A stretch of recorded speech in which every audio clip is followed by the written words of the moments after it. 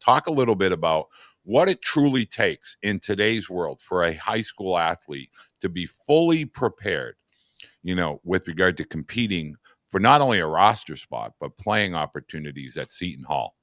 Yeah, I think part of it from a recruiting standpoint, like when you're looking at, okay, let's say in the 26 class, we're looking at five different shortstops. What is going to be the separator for them? And I think as the actual student athlete, you have to figure out what can I do to separate myself, because the pool of players is so much bigger because they're competing against college kids too in the transfer portal, and the roster spots are shrinking. So the competitiveness is going way, way up. So your separation has to be somehow, okay, what can I do to leapfrog some of these athletes with? For example, if I said the five shortstops in the 26 class, how do I get to the top of that list, and how do I get the offer? And then when it comes down to playing, it's the same thing for our guys too.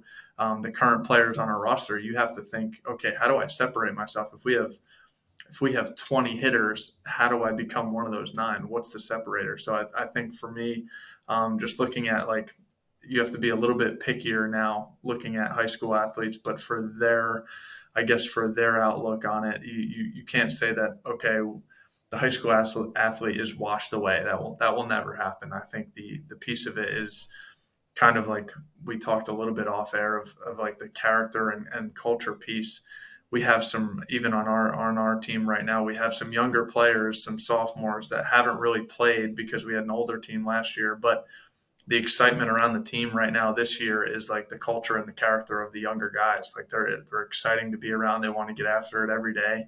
The piece of it to me is like the want to be better, even though I haven't played very much. That's the exciting piece of the high school athlete. So that's what programs, I think the good ones, are built on. I think there are programs across the country that you'll see have six transfer portals starting, and they're starting nine. But I think from like a foundational standpoint, you want to get the high school kid that calls you on the phone and says, I want to come to Seton Hall and I want to win a Big East championship. So that to me still carries a lot of weight, and that's important to us. So if you're a high school athlete, like, the only thing that you're probably a little bit more honed in on now is like, what is that separating factor? You feel like when the pool is the pool of players is bigger, but the roster spots are shrinking, it forces you to get better faster. And I think that's the same thing for the college athlete after COVID trying to get drafted. The rounds got cut down completely in half. So now it's just, and I guess that's just evolution. It's harder to be a pro player, and now it's harder to be a Division I player. Like that to me,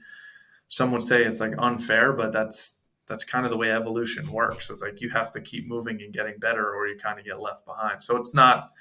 I don't want to be cutthroat about it, but that's the truth. Is you have to find something or multiple things that are really separating you from such a big pool of players. Well, I definitely want